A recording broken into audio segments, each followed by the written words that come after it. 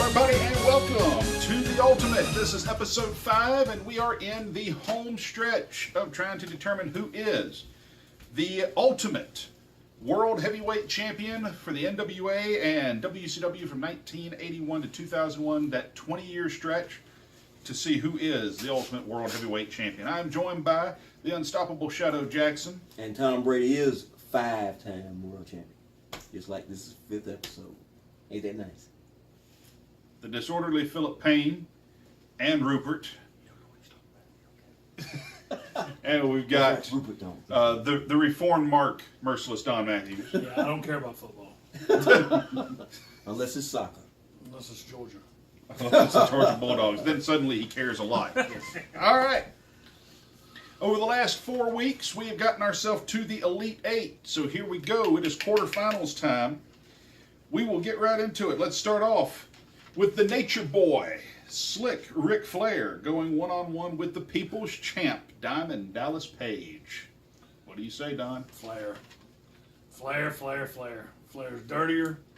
Flair's, yes, he can hit the diamond cutter out of nowhere, but Flair's going to wear him down 60 minutes, however many minutes he's got to, wear him down, figure four him, get reversed 8 or 10 times. Somebody's going to interfere. Flair. I would have to give it to Flair. He's a better promo. He's got more presence. He has more drawing power. He is a better wrestler, better worker. All around, Diamond Dallas Page can take a beating. It may last a while. If you're going to book it, you're going to book it both guys' strength. Diamond Dallas Page is going to get just pounded into dust for probably 30 minutes, and he's going to get a really good comeback.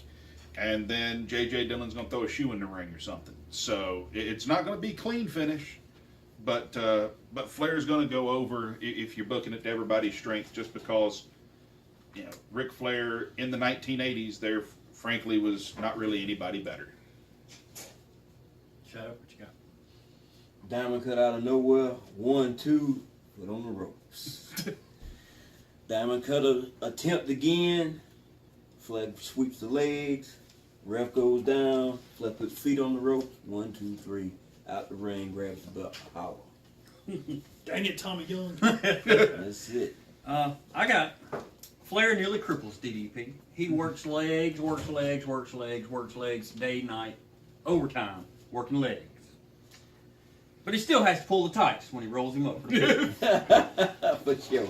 I mean, this is one of those of, if you were looking past this and it were a long-term program, eventually DDP would catch you. Oh, yeah. Yes. Because it is that, DDP, we've said this in our episode, DDP was Dusty Rhodes for a different era. He was a Dusty Rhodes for the 90s, where Dusty was Dusty for the 80s. So you would get that. I think it would be a tremendous program to have DDP chase Flair. But it's just, yeah, but just as a one-off match, and it's got to be Flair. All right, so we're all in agreement there, except for Ken Wallace, who at this point has Harley Race going over on DDP. So revisionist history. Yes. Next up, we have the franchise. The Man Called Sting goes one-on-one with Ravishing Rick Rude. Now, this is something that actually happened, so it really just depends on when do you say the prime was for Sting. Is Rick Rude facing Surfer Sting from the 90s, or is he facing Crow Sting from the late 90s and into the 2000s? What say you, Don? That hurts me. These are two of my favorites from growing up, man. Actually, when we taped episode 2, right after we got done taping, you went and started watching one of the matches. I did. I watched Sting and Rude, and I remembered exactly why I loved Ravishing Rick Rude. I love that guy. But, I don't know, dude. No, I'll go out on a limb and say it. And Shadow pointed this out a couple of weeks ago. You've got Sting, who is a man against everybody, one against everybody, against Ravishing Rick Rude with Paul Heyman with him. Well, with Paul E. Dangerously with him. And that's a dynamic that he can overcome, which he has. But on if this is just a one-shot deal, if it's a one-shot deal, it's Rude. If this is a blow-off, it's Sting. So I'm actually going to say Rick Rude over this. Okay. How about you, Payne? I gotta go with Sting on this one. My bracket didn't end up this setup, but I like Sting in this one. I go with Sting on this. What makes you pick Sting? He just got him. He's got the crowd behind him. He'll have the crowd, whereas Rude won't, and the crowd will give him the edge.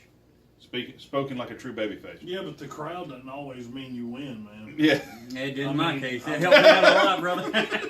I mean, we're talking the crowd getting behind while Rick Rude is pouring it on and powdering him outside while Stunning Steve Austin and Bobby Eaton and Paulie Dangerous are booting him, and then he turns the poor referee back around when Sting's getting thrown back in the ring and Rude continues the dominance. That's fuel for the fire. That's all that is. That's fuel for the fire. That's the ladder that is what it is. It will, but that's more fuel for the fans to cheer him on, and he'll take that and use it and come out ahead. I'm gonna say I'm gonna have to think about this for a second because my bracket had Sting and Chris Jericho at this point. Same here. So I had a totally different match to think about. Yep. But So that's why I'm going with the Stinger on what this. do you say, Shadow? Sting had better hair at the time. No! He had better tan. He was more colorful. Man had a rat tail. And even if you The went rat tail with, versus the mustache. even if you went with the Crow Sting, I think just because you have to view each of these matches as a blow-off because you can't look at them as a program because it's not set up that way. So if it's set up in each match as a blow-off, I go with Sting just because he'll have just that much. Yeah, but if you look at all these matches as a blow-off, then you ain't gonna have a heel in the bracket. Well, no, you won't. But even if you change the dynamic, if the heel was over at the time, like say the Rock was a couple weeks back, if you got heel Rock or face Rock, the talent level and the work rate's gonna remain the same. And I think from a match standpoint, how it would have to go if I'm booking it and if I want to go forward with who I think would draw more in the future. I think Sting, just because of just either incarnation, I think wouldn't beat him with the Scorpion, wouldn't beat him with anything else other than, like I've said before, a small package or a mistake Rude made for a sunset flip. I agree to a certain extent, but I'm going to go to something that Mike told me 12 years ago when we were talking about philosophy of a champion anyway. Who are you going to pay more money for? You going to pay more money to see Sting chase Rude or to see Sting beat Rude? Because the long term, if Rick Rude beats Sting here, there's another guy waiting. Mm-hmm. And you make more money off of the chase to get the belt off of Rude than you would to put it on Sting and 4 weeks down the road, Ric Flair win it.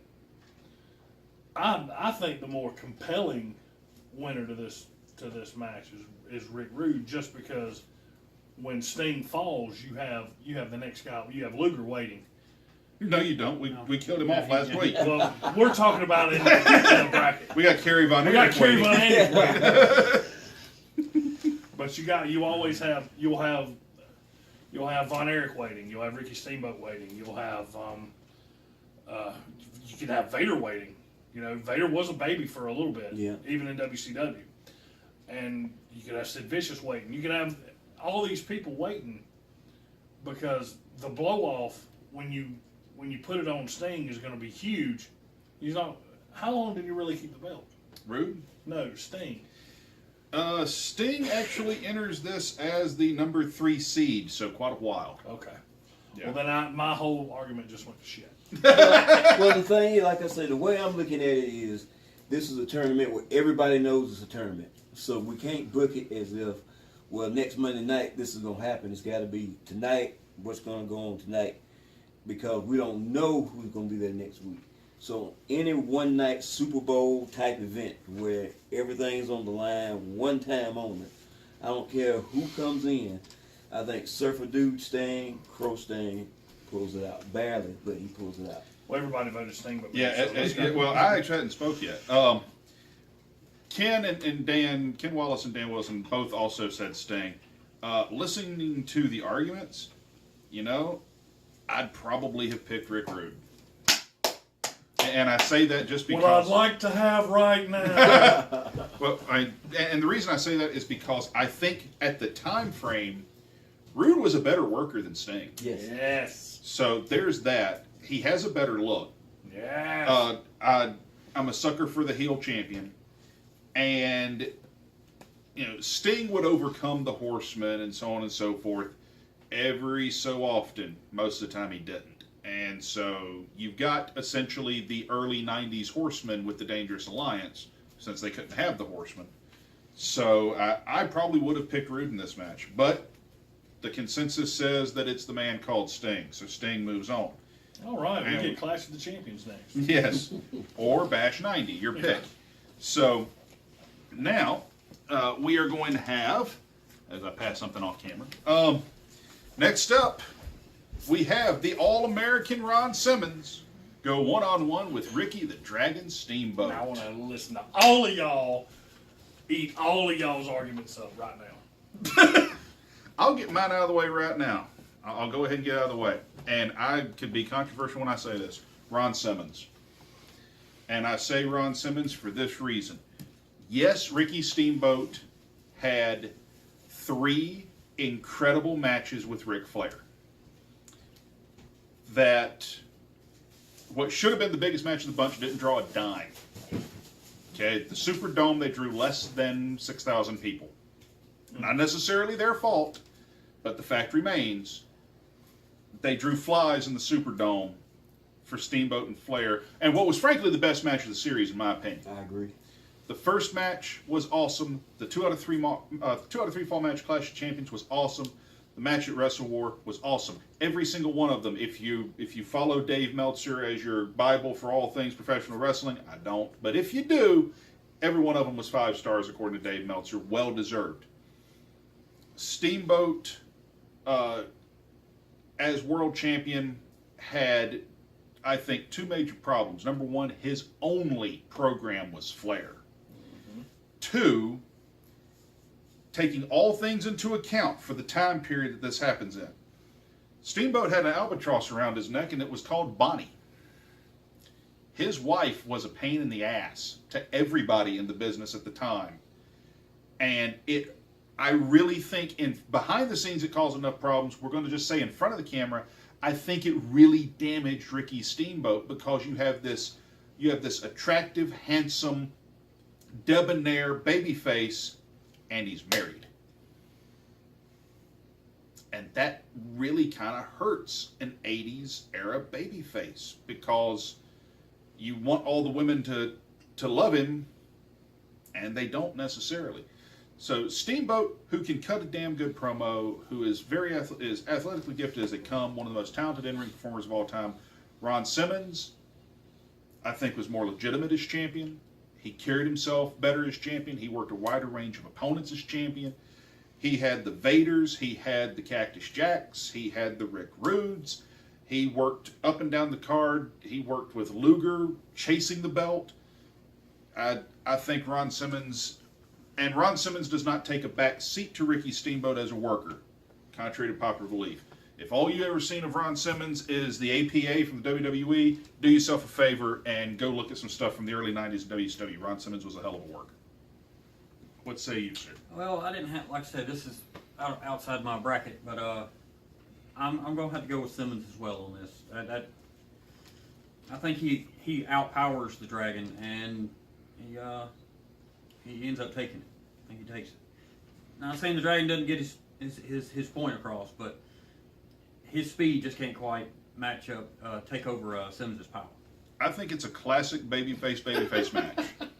But anyway. I think it's the same thing what we said a little while back when we were talking about the Giant and Steamboat. But I think the difference is Simmons is more experienced than the Giant. So I don't think Ricky Steamboat would be able to outsmart him into tricking himself into getting pinned. I think Steamboat would grind him out. I think he would get a body part. I think he'd work it. And I think that the match would go back and forth. It'd be a roller coaster ride. But I think at the very end, Steamboat would go for something. He would get caught with either a power slam or a heavy clothesline. Just enough for a 1, 2, 3 kick out, but still 3. It's Ron Simmons. I call shenanigans on all of you. If you thought in the earlier brackets, even though the experience thing, blase, if you think that Ant-Man beats the Hulk, it's crazy. There's no reason why Ricky Steamboat, number one, should have gotten this far. You would have had Lex Luger here, or you would have had the Giant here. Because I love Ricky Steamboat. Don't get me wrong. I had man. a Giant on mine. Love Ricky Steamboat. Great wrestler. But we're talking about his I got to do it for my family. I got to do it for Hawaii. And all that. And get against a guy. Let's be brutally honest about one thing. Okay. Who's the baby in this match?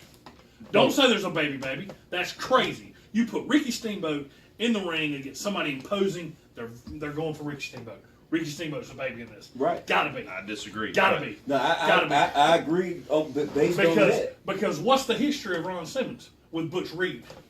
You don't think he reverts to that the second and somebody doesn't cheer for him? No, I don't. I do, and I think that is what loses the match for Ron Simmons, Ricky Steamboat. But y'all outvoted me. That's fine. But I think the babyface dynamic of Ron Simmons losing the crowd to, there are two people. I mean, there's one person in the world that could never be a heel, and that was Ricky Steamboat. Everybody else can flip. Yep. Everybody. Yep. Cena flipped. I mean, he started as a heel. He's a heel. Now Vince pushed him. He's a baby. Everybody can flip. Steamboat could never flip. He tried. Ron Simmons. He tried, but the mustache didn't work. Yeah, he even grew a But beard. Ron Simmons would never Took it flip. to the mirror. I mean, Ron Simmons would the crowd would flip and make that. And Ron Simmons, being the businessman that he would do exactly what The Rock did with Hogan and play the heel. Okay, so number one, I'm going to play devil's advocate here for a minute. Let's go through Ricky Steamboat's little trip to the quarterfinals. Mm-hmm. He beats the Giant not because it's Ant-Man versus the Hulk, but because it is a 20-year veteran against a 20-day veteran. Exactly. The Hulk doesn't know he's the Hulk Yeah. yet. You've got Ricky Steamboat, Who the Giant beat in his first match? Hulk Hogan, Exactly. creative control. And you're saying, but we're kayfabing all that. Right. We're looking at this like a mark. Right. You're telling me that a guy straight off the street walks in and beats the biggest name in wrestling history up to that point. That can be argued with What Ric was his- Flair or whatever. What was his follow-up to it, though? Who cares? He beat Hulk Hogan first night.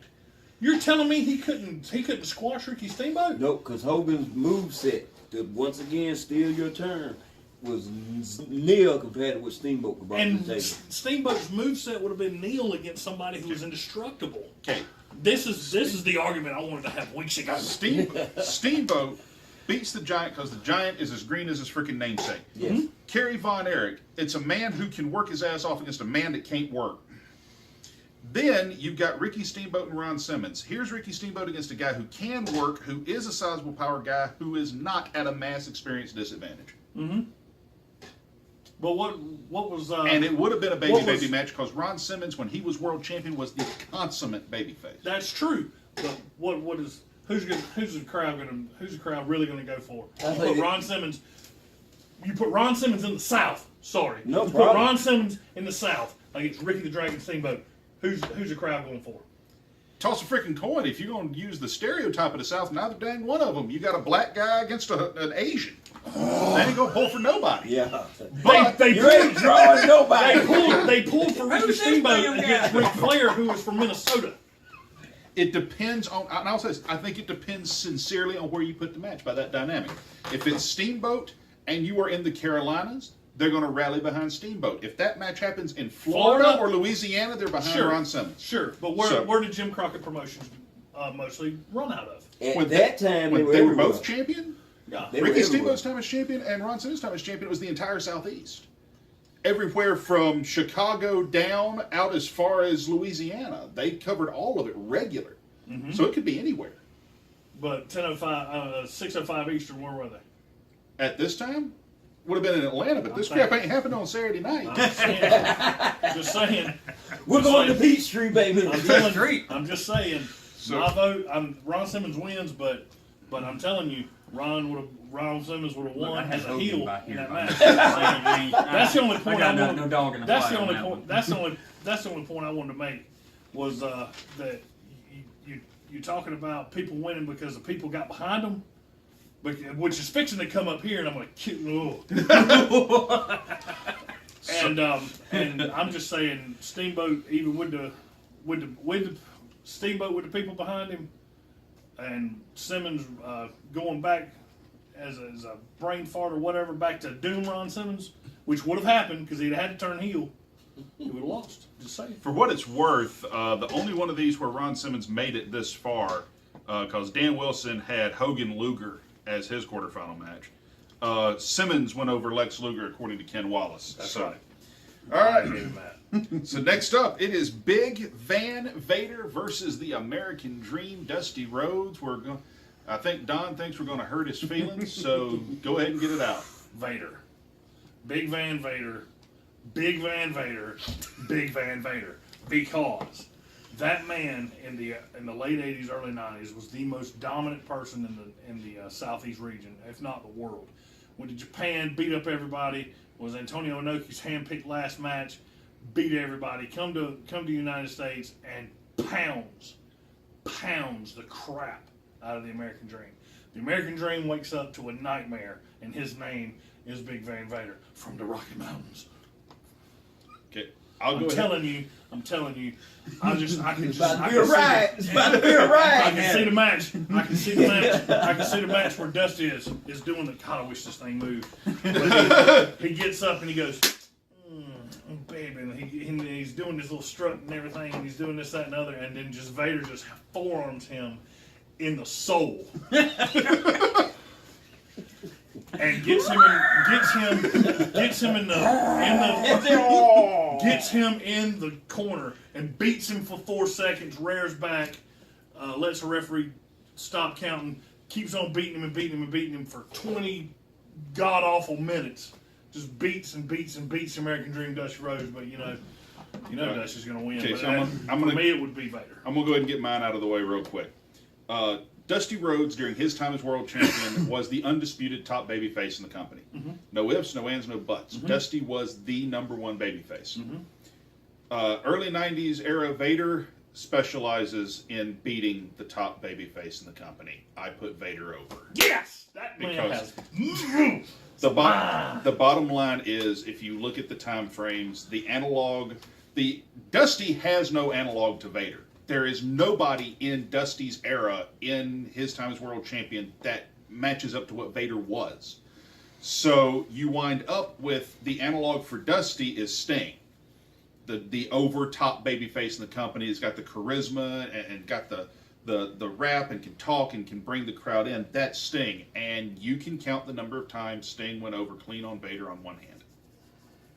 I mean, probably. I don't have a thing in front of me, but I can tell you it's minuscule. And Vader... Just the King of Cable, and then when he took the belt back. Yeah. Them the only two I know of. And so, with that said, I find it very hard to bet against Vader, especially considering Vader's run on top had Harley Race in his corner.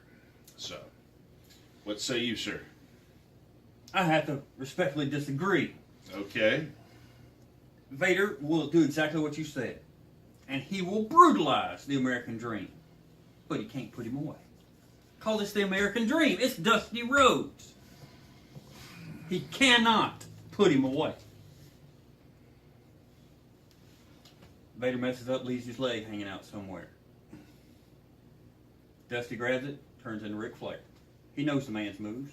He knows this is a big man. Take him down, work the leg, you take away all of Vader's stuff. Put him on the mat. Work the leg, work the leg, work the leg. Vader passes out from the figure 4. End of story. What say you, Shadow? I think it's like Don said. Vader starts out hot. Dusty cuts him off. It's back and forth. It's back and forth. Big cut off by Vader. Vader's going crazy. Dusty's making a comeback. Vader puts him in the corner. To the soul, to the soul, to the soul. But Dusty Rhodes specializes in soul. Dusty Rhodes specializes in heart. Dusty Rhodes specializes in, I got nothing left, but I got this. But this won't be enough. Vader wins. Yes. At the very end, it's almost like a Austin Bret Hart, to where it hurts him to say it. I can't do it. The African American dream, Dusty Shadow Rhodes- Jackson. I can't Dusty do it. I Rhodes can't would go with lose. it. He would lose to Vader in a hard fought, where Dusty spends everything he has to get Vader off his feet, and then that's it. I'm going to point out here real quick that in no version of the bracket that actually appeared that was sent in to us, not Ken, not Dan, did Vader make it to the Final Four. And in point of fact, well, actually, he does make it to the Final Four in my original bracket. Vader, according to Ken Wallace, would have lost to Goldberg. And I'm not sure you and Don can be friends anymore, Ken. And he would have lost to Dusty, according to Dan Wilson. So if it had come to the tiebreaker, it would have went to Dusty. But If it was a program, Dusty. Yeah. oh sure, Yes, but yes, it's yes. not. How we have it set I'll up, give you that. I think and that's how a we have blow-off. it set up, I think it's a it blow has off, to be. Dusty. Yeah. Yeah, it has to be, because Dusty. Vader, one shot, one match, no build up. Yeah, it has to be. It's just too much for one man. But yeah, if it's a program, we're going back to the point where the Horseman jumped Dusty in the parking lot and broke his arm, and then the spot in the Omni where they had a riot when they broke Dusty Rhodes' leg and all that, and he always came back and he always won. This is a one shot. Yeah. This is the Omni. Yeah. This is the shot in the parking lot. Well, that's what happens. That's my point. Is this is the blow off? Dusty has to win the blow off. That's not always- that's I don't the whole know. thing. I just don't think he could weather I- the storm somewhat, but I think it would take so much out of him to finally get Vader in a prone position that when he'll get the 2 count, and then there'll be nothing left for it. My point was this: is if you look at both men, you can find a Dusty Rhodes analog in Vader's time frame. It's Sting. It really is. But if you look to Dusty's time frame, there's nobody that was like Vader. Outside of the Butcher, and you really can't from an athletic standpoint. The Butcher wasn't even like. The closest thing you could find, maybe, and their paths crossing, I'm sure it happened, but never on any stage, and I've never seen it. The only person maybe would have been Bruiser Brody.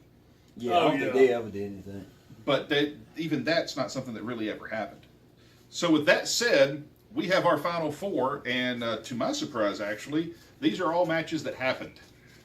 Yep. So, the first part of our Final Four is the Nature Boy, Ric Flair, versus the franchise, Sting. We're doing this now? Yep, let's go ahead. Let's see what we got here. We're in the Final Four. All right. As Philip Payne checks his notes. It's a classic bout. You've seen it, and it's happened. But Flair takes it. It's a war. I'm giving it to Flair with a roll up, and the feet are on the rope. He's the dirtiest player in the game, and at this point of the game, Flair's going to do everything, anything it takes to win. Yeah, he can see that. He can see the end of the tunnel already.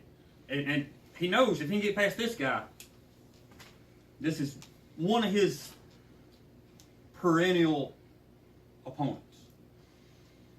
I don't know. I don't think you've seen Starcade with Flair and Vader. Jesus. I think I think bloodbath. I think Flair takes this one because there's too much on the line. What say you, sir? I say it's Future Shock. It'd be that type of match to where it's even all the way through. But at the end, Flair resorts to, okay, I said I'm going on, and he pulls out the dirtiest player in the game and becomes. Well, I'm going to use your logic here for you, and I'm not saying this to cast my vote. I'm saying this to play devil's advocate. If it's Future Shock, Sting won. I know. And the thing is, Flair in a tournament environment, which is the way we're kind of portraying this, has never been the best tournament wrestler. No. Whereas Sting won the Future Shock tournament, won the King of Cable tournament, he won the first Lethal Lottery, which is sort of a tournament style format. Sting. Actually, it's something that I never really thought about. He actually excelled at tournaments. Mm-hmm. And every time it counted, he beat Flair. But I think he used more gas to get to this point than Flair had to. Flair got the motor that nobody's got. So you think it was easier for Sting to go over Russo than it was for Flair to go over Arquette? What you telling me? I still say Flair's got this one. Flair. I think Flair won the David Arquette match in 5 seconds. It was the first submission off a chop.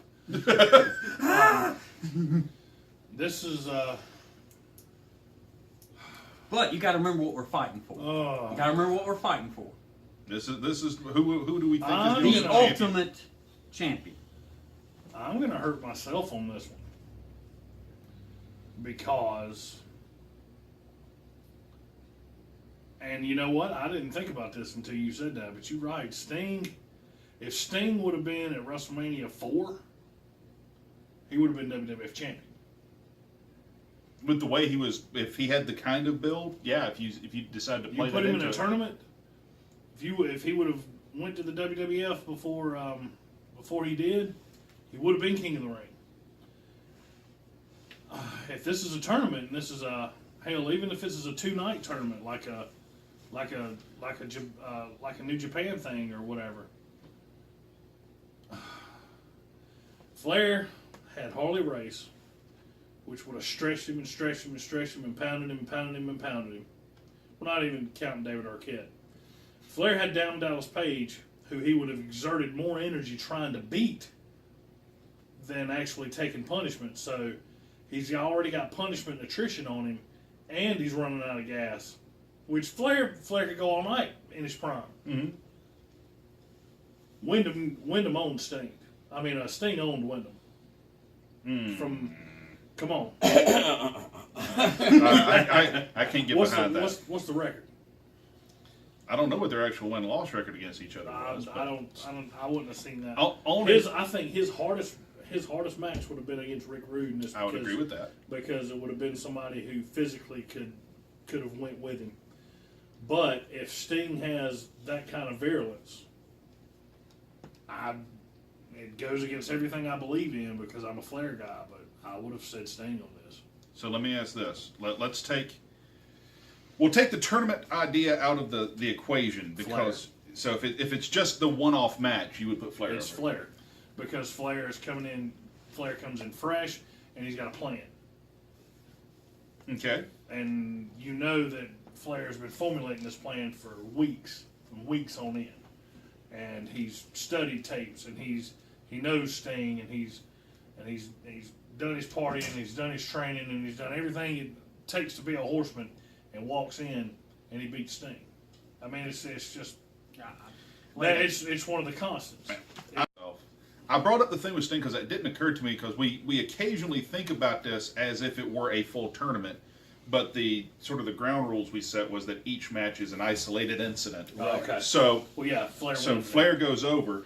I would put Flair over too, but God, it's close because if you really stop and think about it, I think more than Dusty, Sting was Flair's arch nemesis. Yes.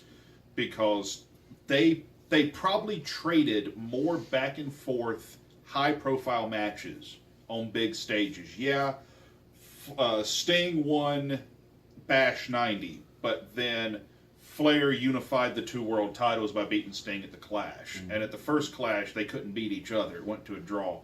So, I mean, but I would put Flair over. So Flair is in our finals. For the record, according to Ken Wallace, Harley Race would have just beat Sting. So I would have liked to see that. It would have been an interesting match to watch. For the record, I will say this for Ken Wallace. He could not call a finish to the tournament. He actually got to the final 2 and stopped, he said, because he couldn't pick a winner. Oh, God, I could pick a winner out of his, too. Well, I think a lot of us could, but he had an interesting point, which we may discuss. So the other half of our finals is the All-American Ron Simmons versus Big Van Vader. Simmons, because it happened. I have to go by what I've already seen. And yes, Vader did take the belt back with a shoulder breaker. He did. But at this point in time, based on the momentum of what we've already put together in this tournament, I think it'd be the Bullefant, as Vader called himself, against, the All-American. And I think it just that I think Simmons by half. Nothing spectacular, no big anything. I think they beat each other to the point, and Simmons gets just that much more. Well, I didn't have this matchup on mine, so I didn't really think about this one. Simmons and Vader. You got the intensity of Simmons going against the physical power of Vader. That's a hard thing to call because you got tangible versus intangible. That's a rough. In this, I think I'm going to go with Vader in this one. I'm going to go with Vader in that one. And I'm going to do the same thing. And here's why. As much as I love Ron Simmons, and loved Ron Simmons since I was a kid, there's been nobody up to that time who has been just physically intimidating as Vader. Yes, Ron Simmons beat Vader, but Vader beat Ron Simmons. Yep. If we're going by what we saw, then Sting should have beat Flair. True. Because Sting beat Flair. Probably about as much as Flair beat Sting. Right. If not more. But overall, we put Flair over Sting because there's that intangible, right? Mm-hmm. Okay, your intangible for Ron Simmons is his intensity. Have you seen Big Van Vader?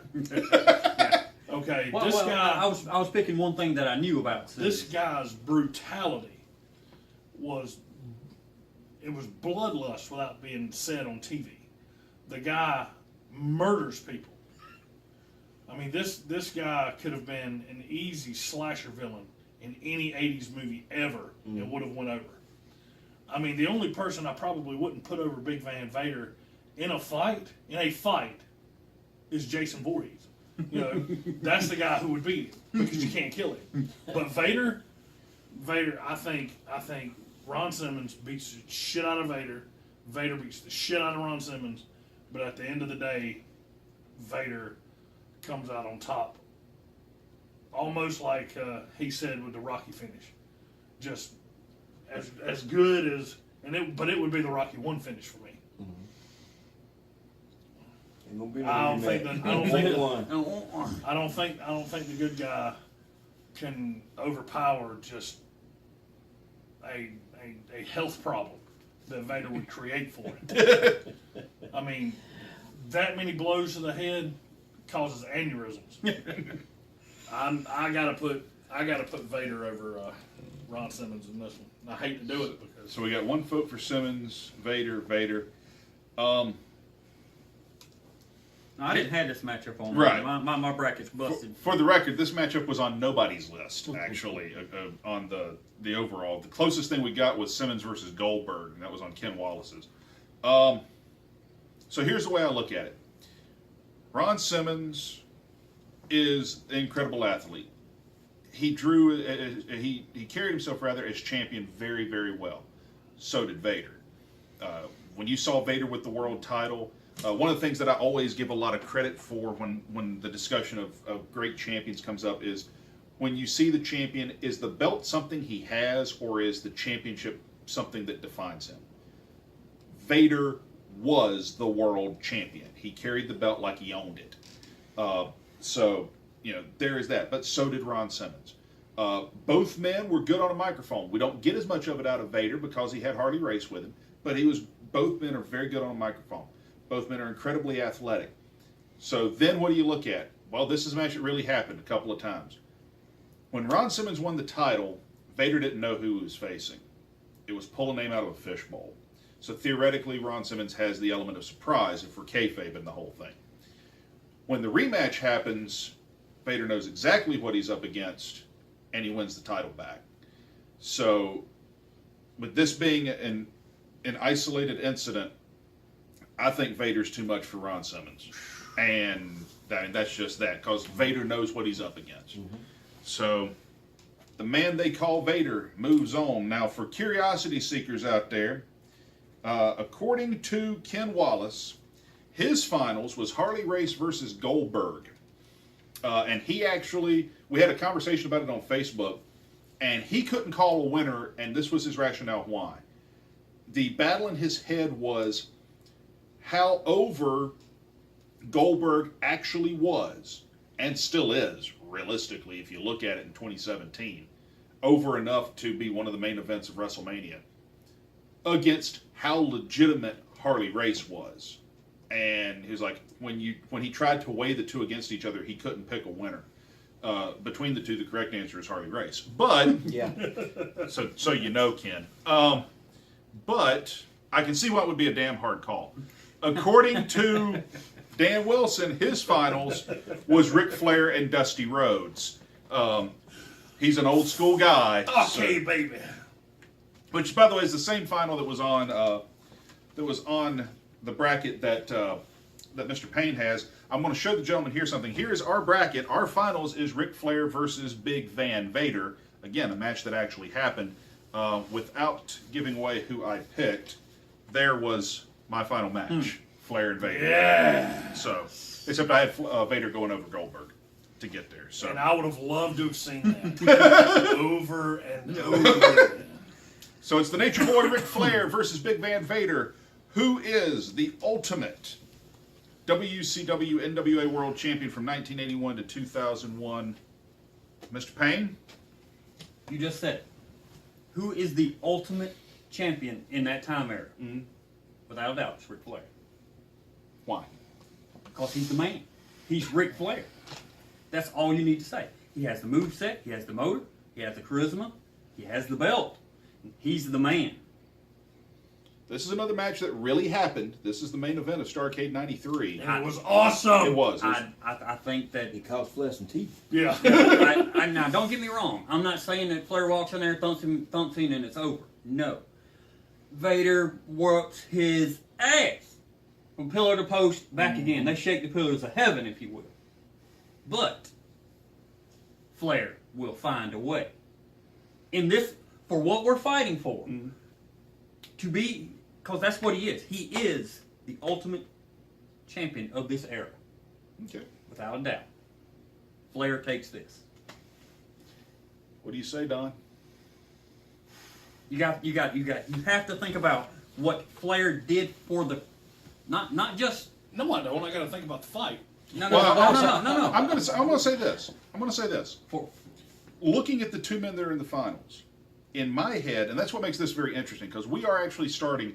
The reason 1981 is our starting point is because that's actually the beginning of Ric Flair's second reign as world champion, first or second, which transitioned into the title being controlled by Jim Crockett Promotions.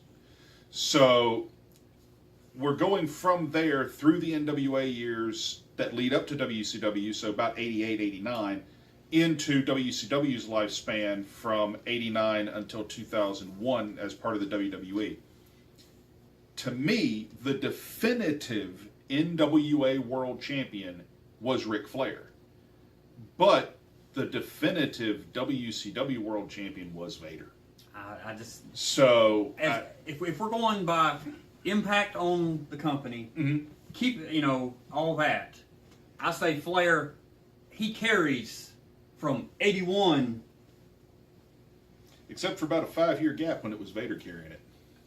That's still a long time. And you can argue he didn't carry it all the way to 2001 because they marginalized the hell out of him and had Hogan. I still say Flair What do you say? is the ultimate champion. I'm not thinking about who's carrying what, who, when, where, and how many dollars. What I'm seeing is the fight, and I'm seeing the Nation Boy Ric Flair in his prime against Big Van Vader in his prime. I see a 450-pound, ridiculously agile big man who's strong as an ox go against a 245-pound, slick,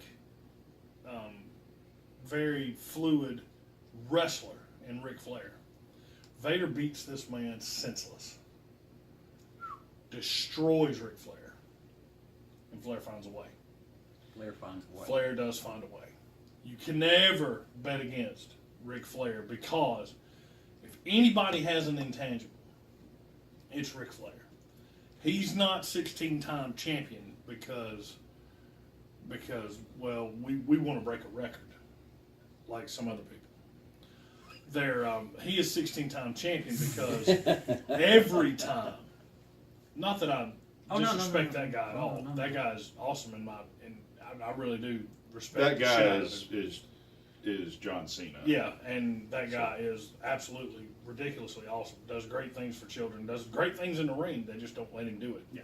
And but I don't think that you push somebody to that point to become a legend like that guy had to bleed, sweat, and pay the price, like you said.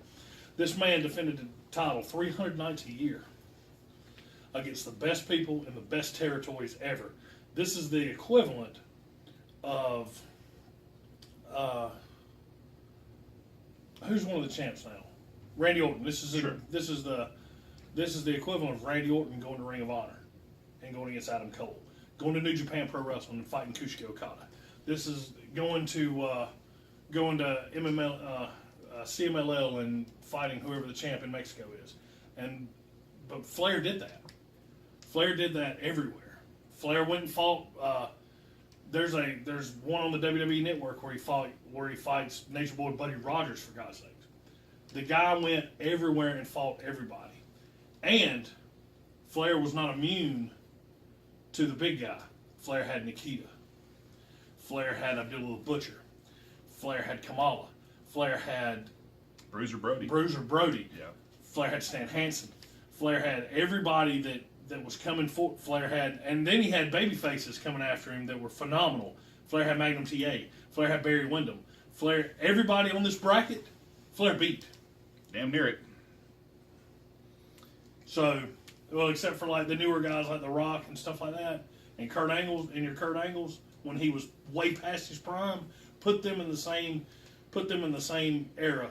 Put them all in 1986 and let them go 300 nights a year. Flair loses 5 of those matches. And it's only so he can drop the belt to somebody and heal and come back and get it. Now, for what it's worth, 300 nights a year, he drops 5 of those matches. 290 of them were 60-minute Broadways. That's exactly right. But who else could do that? Exactly. Yeah. What say you, sir? Oh, there's no doubt it's Flair. Because it goes back to something you said. If we're going by the match itself, Flair's going to have a plan. He's going to have an idea. And he's going to know what's coming.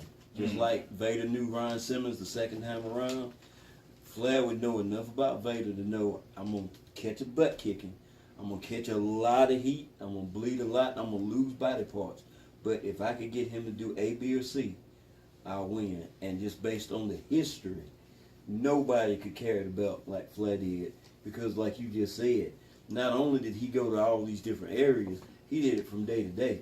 He'd go to Florida for 4 days, wrestle 2 faces and a heel, not take a day off, come up to the Carolina, wrestle 2 faces and a heel, take a day to go to Texas, 2 faces and a heel. And unlike today where you got time to plan matches out and stuff, it was, who am I wrestling tonight? What am I doing? You don't see the guy because they ain't even in the same locker room. You get in there and just, ref gonna tell you something and you go. No, he has no peer as far as what a world champion is Ric Flair. To give you a little insight, and I was doing a little bit of research while he was talking, out of our bracket overall, we have 32 individuals. Harley Race, Jeff Jarrett, Barry Windham, Randy Savage, Ronnie Garvin, Kevin Nash, Rick Rude, let's see here, Ricky Steamboat, Kerry Von Erich, Vader, Tatsumi Fujinami, Dusty Rhodes. That's 17 out of 32. All dropped a world title to Ric Flair. So, Ric Flair is a 16-time World Heavyweight Champion, not because someone built him up to it, but because somebody at the WWE lost count. It's been more than 16. They just don't count them all. Looking at the two men, unlike Dusty Rhodes, where I said Vader would beat him, unlike Dusty Rhodes, who didn't have an analog to Ric Flair, or have an analog rather to Vader, Ric Flair did, simply because Ric Flair went everywhere. Ric Flair faced the Carlos Colones, he faced the Tatsumi Fujinami, he faced the Giant Babas, he faced the Antonio Inokis, he faced the Hulk Hogans, he faced the, he actually, I think he made, I don't know where he faced Andre, but I'm pretty sure he did. He's faced the Harley Races, and the Briscoes, and the Blackjack Mulligans, and so on and so forth. Basically, if you were anybody who was anybody from 1975 to WrestleMania 24, you probably faced Ric Flair at some point in time. Vader, for his shortened career, because Vader's career begins and ends during Flair's. During Vader's career, you can say a lot of the same things about Vader. Vader captured world titles all over the globe. He captured world titles in Germany, North America, Japan. He was the Triple Crown Heavyweight Champion in All Japan at one point in time. He was the Catch World Heavyweight Champion in Germany at one point in time. He's held so many championships, and he had so many guys that were just incredible athletes that he faced. But at the end of the day, Ric Flair finds a way. Whether it's Nikita Koloff, whether it's Ronnie Garvin, whether it's Dusty Rhodes, whether it's Bruiser Brody, Ric Flair ain't afraid of a fight. And if you don't believe it, watch Starrcade '93, because this match really happened. And I think we all think they got it booked right. Mm-hmm. For the record, Dan Wilson's finals was Flair Dusty. He put Flair over. So, there you have it. We are in agreement. Ric Flair is the ultimate NWA/WCW World Heavyweight Champion from 1981 to 2001. Do you agree with our decision? Do you agree with our brackets? Probably not. We didn't agree on all of them. Let us know in the comments below. Please check out all the other great shows here on the ECS Network. And if you liked this, if you liked The Ultimate, our special presentation here that we've done for the last 5 weeks, let us know. Let us know in the comments. Let us know by your likes, your subscribes, because if you liked it, we will do more. The Ultimate is not simply about wrestling. We can do the Ultimate for all kinds of things. We've already had ideas. We've talked about doing the Ultimate RPG gaming system. We've talked about doing the Ultimate D&D setting. We've talked about the Ultimate Justice Leaguer. We've talked about having one for the Ultimate Batman actor. We've talked about all kinds of them and plenty more centered around the greatest sport in the world, as Ric Flair used to say, the sport of professional wrestling. So let us know. And like this one, it won't be your usual cast of characters here on the ECS Network. We do have plans to bring in guests like we have here. Don't think it's the last time you're going to see some of these fellas on our channel. So definitely, folks, let us know. If you get a chance, I haven't pimped it at all during the last 4 weeks, so you knew this was coming. Please go to our Cafe Press store. It's cafepress.com/ECS Network to pick up some cool t-shirts, hats, flash, drinkware, you name it. We've got it over there for all the great ECS shows, now including The Ultimate over there. So please check it out. Who knows? I might even broker a merchandise deal with one of the 3 wrestlers sitting beside me. You never know. There could not the Clemson Tigers. Although, because that's a lawsuit, is what that is. Oh yeah, But and I worked for a company that tried, so I know. All right. They deliver those cease and desists in person. Oh. So, but please go over there and check it out and pick up shirts. That proceeds from that go to help the network. We have a new computer here that frankly needs to get paid for. We need lighting. We need better cameras. There's a lot of stuff we could use to help us out, make better shows and better productions for you guys out there here on the network. We're all over YouTube. We're all over Facebook. We're all over Instagram and Twitter and Periscope. So please check all of that out. I want to give a special thanks here to my guests, Merciless Don Matthews, the Disorderly Philip Payne, a.k.a. Marty Phillips, if you checked out the Rage Quit Radio live stream, and the Unstoppable Shadow Jackson have all been here with us for the last 5 weeks, and we hope to have them again real soon. So folks, until the next time we decide The Ultimate, I'm Mike, and we'll see you on ECS Network.